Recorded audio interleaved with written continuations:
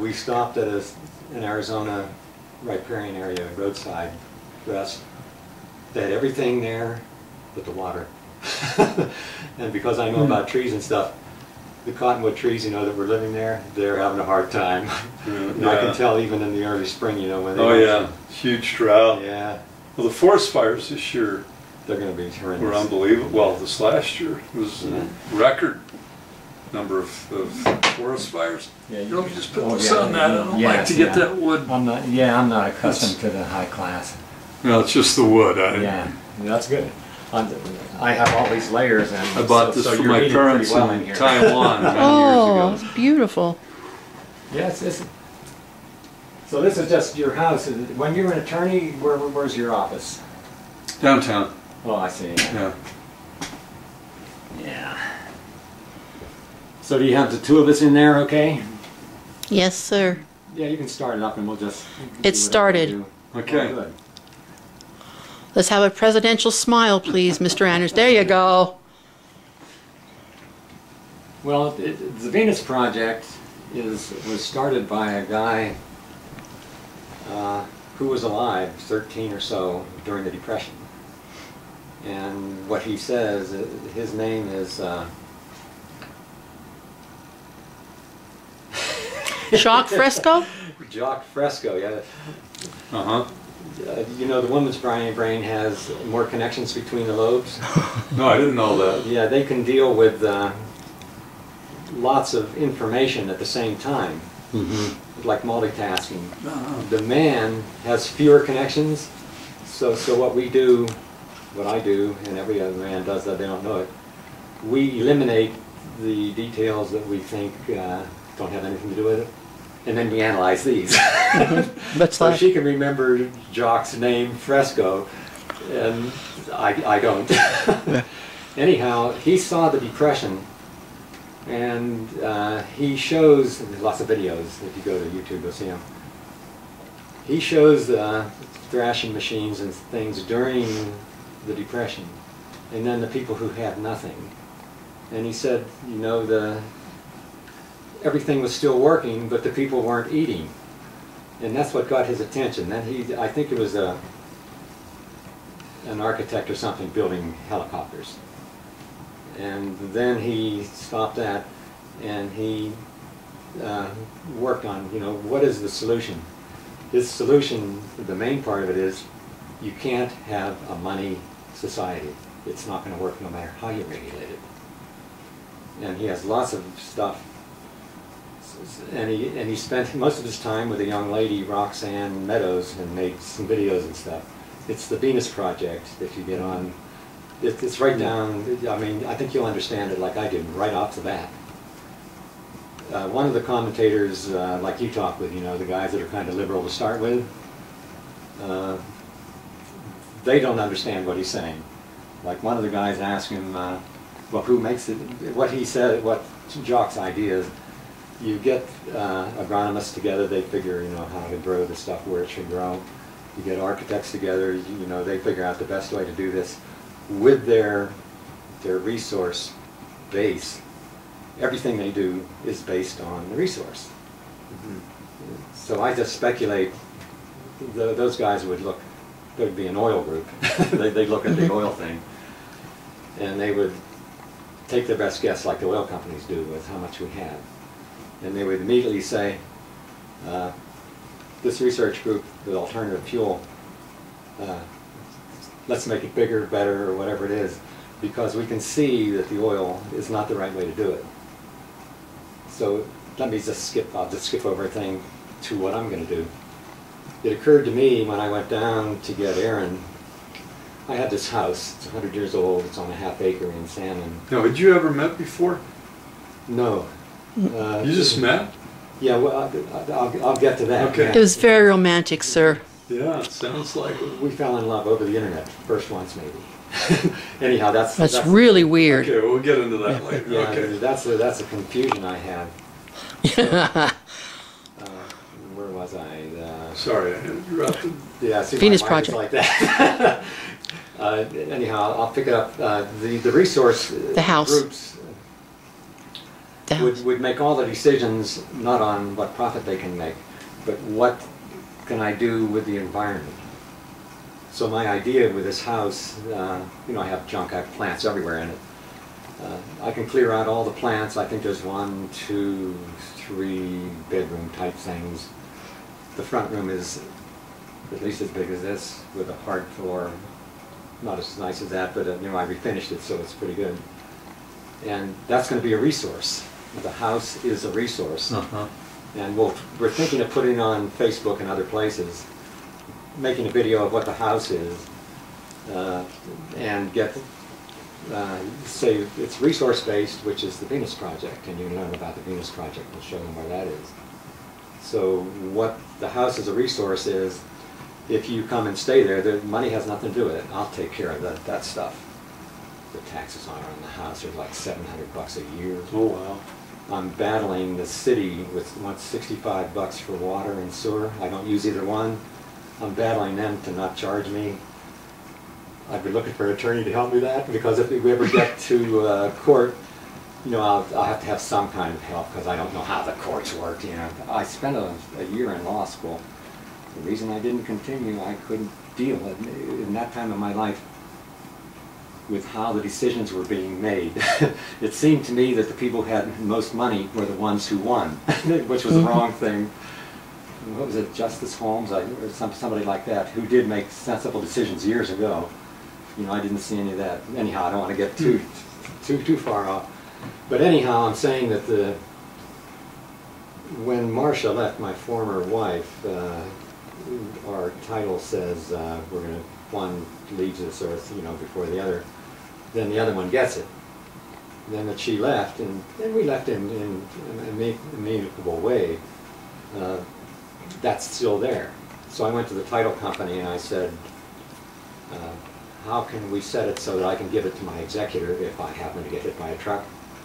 And Marcia can do the same thing, you know, trying to keep the... Now that I'm into our deal is, I live there until it sells, and we split it then, 50-50. That's the deal I made with Marcia. Anyhow, now that it's a resource-based, you know, I can get a long line of people, maybe down to a baby who's an executor, so that it never gets into the sale thing, because it's a resource. Resources are not for sale for money. They're negotiable as long as the resource gets better, we don't deplete it too much, and all that kind of stuff. So that's my idea. And a lot of backpackers and people come through Salmon because the wilderness is right there. Oh, yeah. So I thought I'd put things on a bulletin board downtown, get them on Facebook, get them on YouTube. And so if anybody's near Salmon, you come and stay. The money has nothing to do with it. I don't own it, you don't own it. It's a resource. And that's what I'm thinking. Maybe we can get people to kind of understand the Venus Project. And so my old man, when I was a kid, we would go somewhere, he said, well, let's leave it better than we found it. That's still in me. So that would be, we'd have those kinds of conversations, but there'd be no requirement, no nothing. But you have to have empathy, at least for the community there. I have empathy for the biosphere. That's where I get into all the trouble. I got that idea from Jeremy Rifkin. So that's, and what we're thinking, Jock is 93. And he's in Bosnia and other places, you know, trying to convince people how to do it and getting more satisfaction there than he does in this country. So he's on the right track, but I don't know how long he's going to be staying. I think Roxanne, you know, she's been with him, she's probably in her 30s, maybe, or 40s somewhere.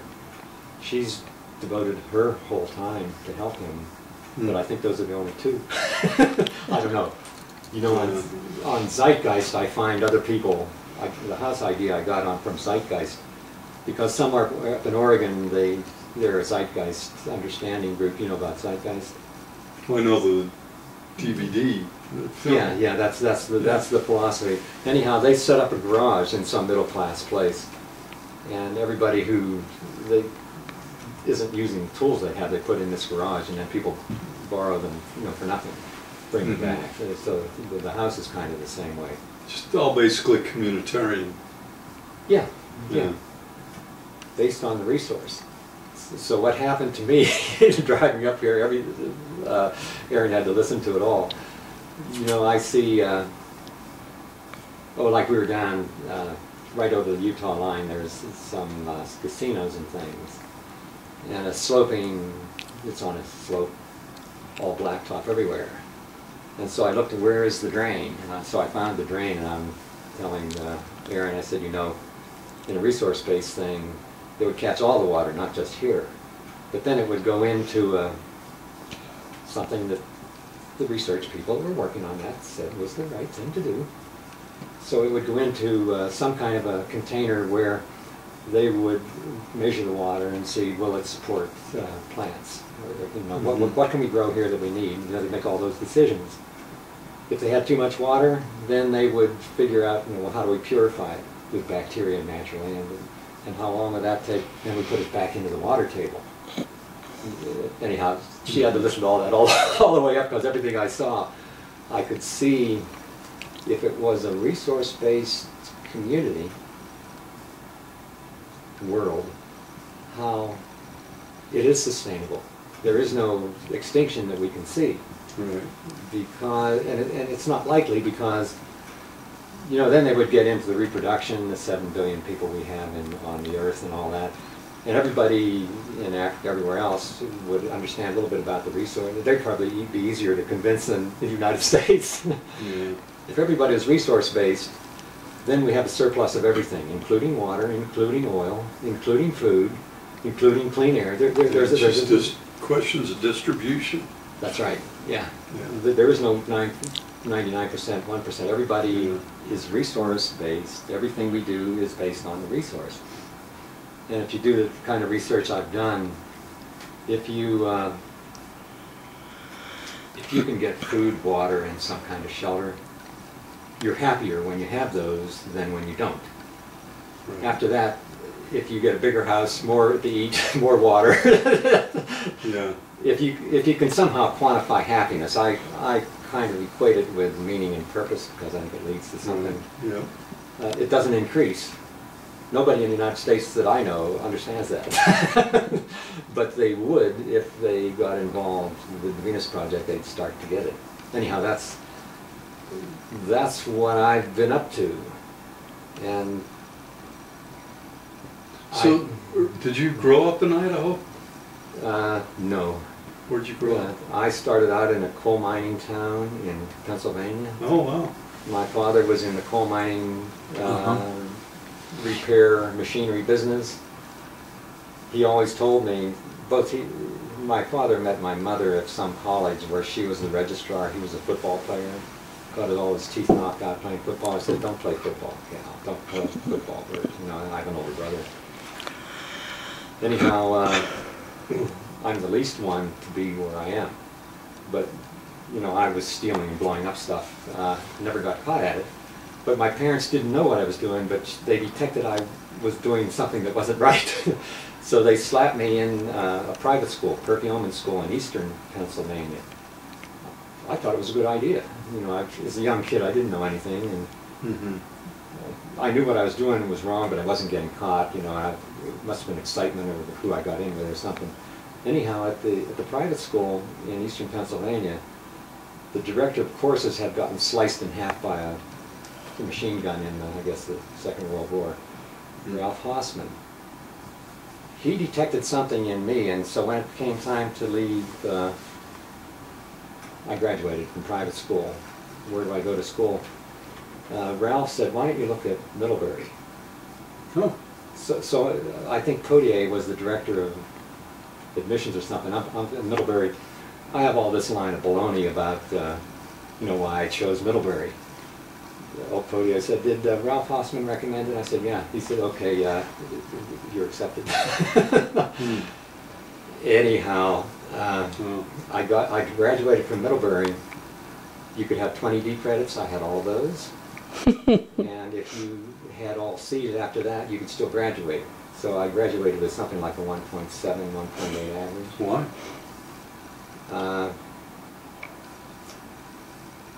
Because they didn't hold my attention.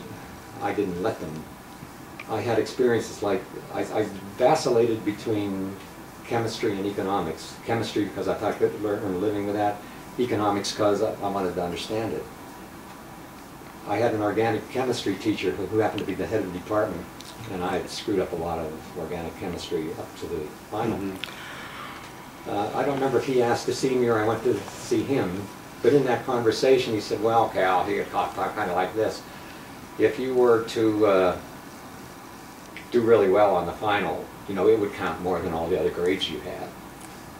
He could detect that there was something I wasn't doing that I could. I studied, you know, for a couple of weeks, aced the final. You know, wow. That was one of the B's I had. But if you put it all together, I got out with less than a C average. Did the same thing. I then was going to teach in a private school, and then I changed my mind. No, I'm going to go to graduate school. No, I'm going to go to law school. So I went to law school. That's when at the University of Wyoming, because I could get in by getting some kind of a score on the exam. In Casper? That's in Laramie. In Laramie, Yeah. that's right. Anyhow, I saw that I couldn't do it, and I went in to see Treeley's. He happened to be the dean of the law school. And I said, I'm out of here. You know, in law school I was doing okay. He said, well, your grades are okay. I said, yeah, it's not that. I said, I can't deal with the right thing the way I see it, which might not be right, but I can't deal with the courts finding it the other way. And he kind of understood that. So I waddled over to the chemistry department because I had a chemistry degree from, no, I had just a BA, but I knew about chemistry a little bit. And I remember talking to the head of the department there. He said, well, yes, do you happen to need any assistance, you know, to pay for anything? I said, my grades are so crappy from Middlebury, I can't expect anything like that. He said, well, let me look at it. So right off the bat, I got on a teaching assistantship. Wow. And then I was doing that, and then I had to take remedial quantum chemistry and those kind of things. And I started acing those because I thought, you know, I need to convince these guys. And then I went, you tell me what the hell you're doing now. Okay. Anyhow, I'm messing around with a bunch of Match.com, Chemistry.com, because Helen Fisher had done some research and stuck some lovers' heads in the MRI and found the chemicals and the concentration of them in lovers. She took another group, one was in love, the lover of her wasn't, put their heads in the MRI. The one in love had the same concentration of the same chemicals. Had a hell of a life. You know, he couldn't deal with it because it's the same as being in love. You can't get rid of it if your lover doesn't love you. Then she took some people who were in love and for 25 years, something like that. Stuck their head in it, found the same concentration of the same chemicals 25 years later. So she doesn't know why people fall in love, but she can tell when they are by sticking their head in an MRI. Well, that got me into that finally gave me some. See, Rocky has the same trouble. See, that's the man's brain. Can't come up with these labels that have just one place to access in your head.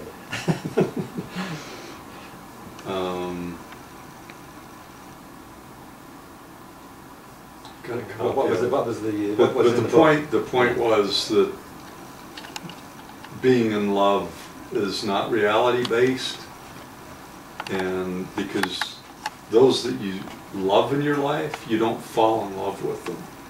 Your siblings, your parents, your kids, you don't fall in love with them. That's right. You learn to love them over time. So there's very little correlation between who you fall in love with and who you love over the long term. Helen Fisher's only research was, she was is a biological anthropologist. So, in this experiment, she's only dealing with the male and female, and then she says you can be, she labels them romantic love and long-term love, long-term love. Yeah. Well, the romantic love can happen in minutes. Right. And if you stick their heads in the MRI, you can see the chemicals right then. Right. It can happen after sex or not. It can happen by seeing smelling maybe, or not. She doesn't know why it starts. She can tell when it's there. Yeah.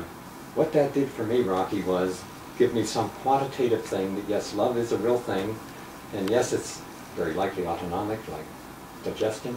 You can't control it, it just happens. Speculation that Helen Fisher does is that it lasts maybe for 25 years with some folks. It can last a long The time. long-term connection is a different kind of a connection with the same chemicals in your brain. And she speculates from her anthropology, I guess, that that's so you can get the kids up and running, you know, so they're independent. And she doesn't deal with what happens after that, but that's what happened to Aaron. The kids got up and running, then the divorce went to hell. The love was gone or something. Helen knows nothing about that. She just knows, you know, from the early stages. But that gave me the idea that, and I fooled around with these websites, you know, these matching websites. And then I discovered, I stopped eating meat about a year ago when I saw what the corporations were doing to the animals and to the people and to the environment. Outside the marsh, I was married then. I said, let's just stop eating meat. Let's not encourage them. And it was easy for her. She was a member of a cult called Ananda in California years ago, so not eating meat was no big deal. So I got through about a year of that, and then I'm messing around on the internet, and I found this guy, T. Colin Campbell, biochemist, who'd done research. He's older than I am, by 7 or 8 years. He'd done research on helping people in the Philippines to get enough protein. They didn't eat the animal protein because it was too expensive, so they were experimenting with how can they get the protein from the plants. Then he went to Columbia and got all these research grants. Early in his research, he looked at a publication from India, where these guys in India took... I thought, you want me to sit next to him? No, you're fine. Just, you should... So, I'm more experienced here, just don't worry. okay, so I went on I went on vegan dating site and vegan connection. Huh. Pay a little bit of money, you know, first you go on free, and then if you want to do more, you've got to pay a little bit of money. So what you do is pay a little bit of money, and you can look at the guys' photos and how much vegan they are, if they're vegetarian or whatever, and they're interested in. So when I saw his picture, and he was on my favorites list, but I was getting, you know, things from other people, and I had my picture posted. Then he sent me a letter, something about eating greens or something. I thought, that's kind of interesting. And then he wrote something very sweet about it. He says, I think I could get to loving food again if I knew you. And there was, so we started in an intellectual way, because I could kind of keep up with them. You know, I'm not a scientific mind, but I understand about eating well and stuff. And we started writing, and then I called him, and then I liked his voice. But I have never been involved with anybody over the internet. I've been scammed before, but I liked his voice. And there were a lot of videos of him on YouTube, so I could see how he lives in his body, how he moves his hands, and what interests him. And I saw quite a few of them here, city council, trying to get them to clean the water up and everything, so these were all for good things. But then at one point, he said, all I want is a woman to love me, and I can love her. I said, I can do that. Just to love her, and I love you. And then he told me he loved me, and I fell back in love. And then as we were getting closer, we were talking more, we kind of like fell, not just love, we fell in love, that thing that I never believed in. I don't know what it is. I never. Well, it's The Road Well Traveled is the name of the book I was talking about. Oh, okay, Road Well Traveled. See, it came. That's the way those single labels work. Yeah. So he just, so by talking and we just, you know, sending email, we decided, well, we're old enough, we're mature, I'm almost 59, he's 71. We're old enough now, we're not, no one's going to get hurt if this doesn't work out. We're not dragging the kids around, they're all grown up, my kids are all adult. Right. And, you know, so he said he was going to be doing this tree growing thing, he does a lot of that up in Salmon, but he said, I can't even concentrate, I've got to come down and get you in my motorhome. Wow. He didn't even know if I was a real person or not. I could have been putting pictures of, you know, someone else on there. and he drove for 4 days to get me. 5 days, dear. 6. 5 days. Wow. Not knowing, just feeling that, you know, that love. And so then he was at my friend, I'll say my friend's apartment, and there was a knock on the door, and there he was. The first time we ever saw each other. But I already loved him. Amazing. I have no idea how that works. I wouldn't normally. How many days ago was that? Oh, it was like about a week ago. Huh. Yeah, 6 days, maybe We 7. get along fine. Yeah. But I think also why it's a little bit different is I know how to pick out the scammers that can want me to give them some money. I can tell if they're trying to set me up or not. So I just weed all those guys out. I just weeded out the guys that didn't have what I was interested in, at least some veganism, you know. Everything else would be okay, but if they're not vegan, I don't want it. It's not they don't like meat, but I really do like meat, and I don't want to get tempted to eat it again because I'm trying to get better, trying to be healthy. So that was the most important thing, and then we just started, you know, I like educated men, which he certainly is, and then everything else about him was just sweet. And I haven't seen that in a long time. Yeah, he's obviously got a good heart. Yeah. Same personality. He's the same. He doesn't get mad. He doesn't get upset. This is how he always is. And I didn't know that. So you're moving? I'm going After knowing him for a week, Yep. you're moving to Salmon, Idaho? Yes. Are you crazy? Yes. Crazy in love. I gotta try. Yeah. I am too. Yeah. I mean, we're so. It turns out that we have a lot more in common than I thought, and you know, our political views and our view of life. We had much more in common than we even dreamed of when we started talking to each other one-to-one. What doesn't work out, so I can go home, or I can go someplace else. It's no big deal. Well, if you can travel together, that's a good sign too. Yeah, we're in a motorhome. Yeah. So, and I think also maybe it's the age. I think that when you're older and you've been married before, and I've had kids, we can, we're pretty malleable. We're patient. Yeah. And I just feel that he has the space to do whatever he wants. I really don't care what he does. He can do whatever he wants. I can still love him. We don't have to look the same. You know how people are when they're younger, they want to do everything the same, or they're very attached. And I don't know. Well, you're both independent. Yeah. We're both, yeah. But we have to, like I said, politically we agree on things, not spiritually so much, but it doesn't matter. Right. And I thought, if he's not who he says he is, I'm still going to go for this anyway. I'm going to give it a couple of years, minimum. But it turned out... You're going to do what? I was going to give this, even if it turned out that he was short and dumpy and grouchy, I was still going to go with him and try for about 2 years, see what happened. Because I can get up and leave anytime I want. But he wasn't. He wasn't that way at all. Yeah. He was this way. I just thought, I would be a fool to walk away from this dear, sweet, gentle, happy man. Yeah, really. Because I did not have that before. I had 21 years of crazy. So... Good for you guys. Isn't that it is weird though, isn't it? It's well, to keep the hope alive and to give it a shot, I really admire that. I never felt that way before. Yeah.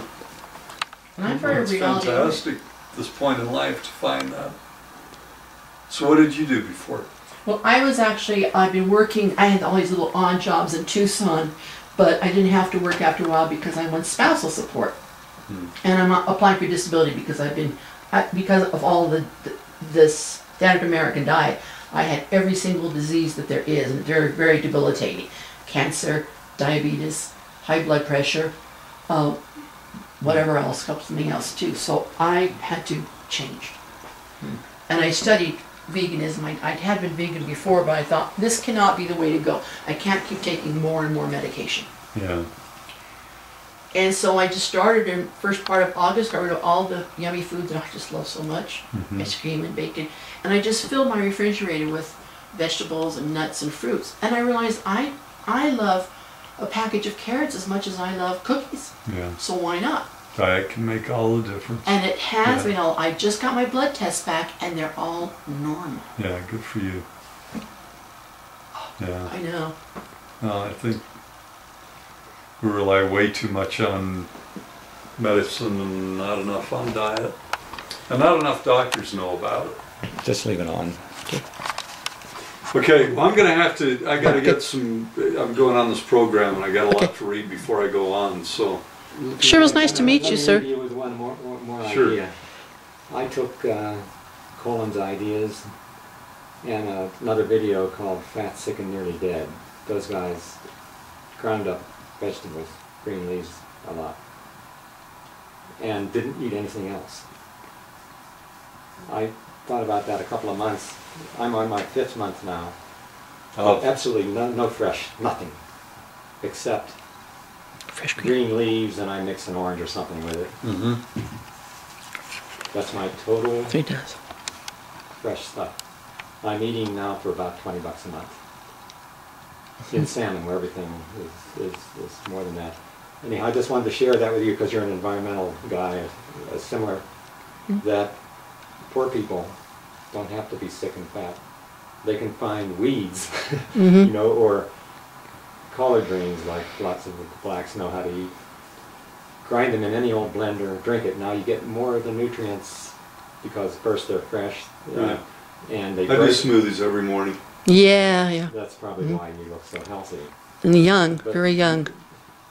I've shown. I'll go 2 or 3 days, eat nothing but the bread I make. See, I eat no bread anymore. I don't believe in eating any grains. No, really. Yeah, that's fine. Yeah. Not a Because green you can guy. eat beans and rice and that. Anyhow, I just tested that. Yeah, I can live. I don't need anything else but the green leaves. Mr. Anderson, do you eat meat? No, Dairy? Okay. especially my coffee. I just want, just curious. Sorry. Okay, well I don't care. Let me get one of you shaking his. I do eat fish sometimes, but I haven't eaten meat in probably 6 years. Yeah, that's probably what's saving you.